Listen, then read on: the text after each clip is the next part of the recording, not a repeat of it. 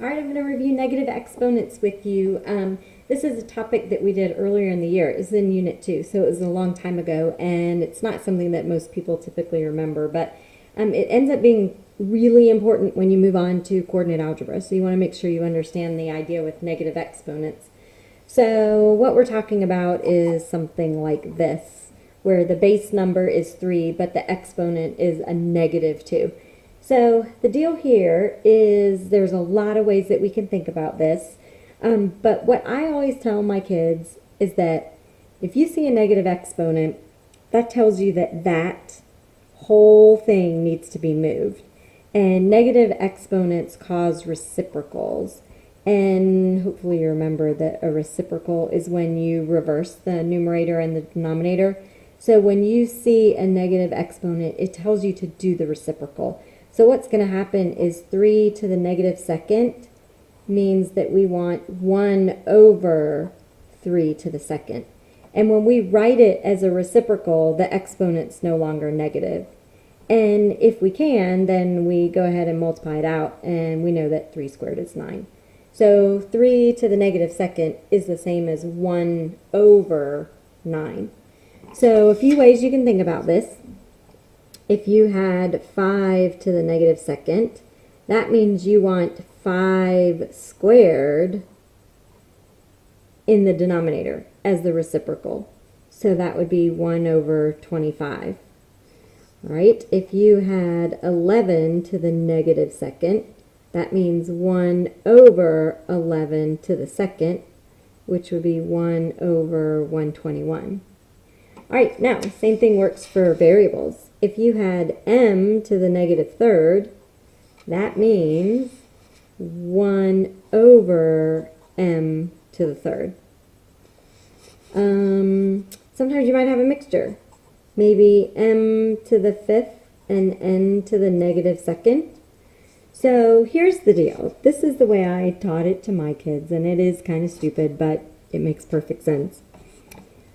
I like to think that everybody needs to be happy, and some are happy, but some are unhappy. So what we're looking at is the exponent. Positive exponents are happy, negative exponents are unhappy, and we want everybody to be happy. So what we're going to do is we're going to look at one piece at a time. So first, I'm going to look at m to the fifth and ask if m to the fifth is happy. And it is, so it's going to stay m to the fifth. So then I'm going to go to n to the negative second and ask if this n is happy or unhappy. And this n is unhappy. So in order to make it happy, I need to do the reciprocal, which means that n to the second needs to move down. And once n to the second is moved to the bottom, now it's happy. So the deal here is that everybody needs to be happy. We don't leave our answers with negative exponents. Everybody needs to be positive at the end of the problem. So I'm just going to make up some more questions for us to do. Let's say we had a to the second, b to the negative fifth, and c. All right, I'm going to go ahead and draw a line. And then if they're happy, they stay where they are. If they're unhappy, I'm going to move them. So, a to the second is happy. B to the negative fifth is unhappy. So when I move, now it's happy. C is happy, so that one stays where it is.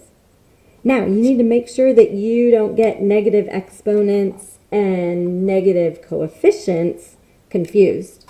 So let's say we had negative 7, a to the fifth, b to the negative fourth. All right, I'm going to go ahead and draw a line. Negative 7 is happy because the way that we determine if a number needs to be moved or not is based on the exponent being negative, and the exponent on the 7 is a 1. So this negative 7 is fine where it is. All right, then we look at the A is happy. We look at the B is unhappy, so we need to make the B happy by moving him. So in the end, your answer is negative 7, a to the fifth over b to the fourth.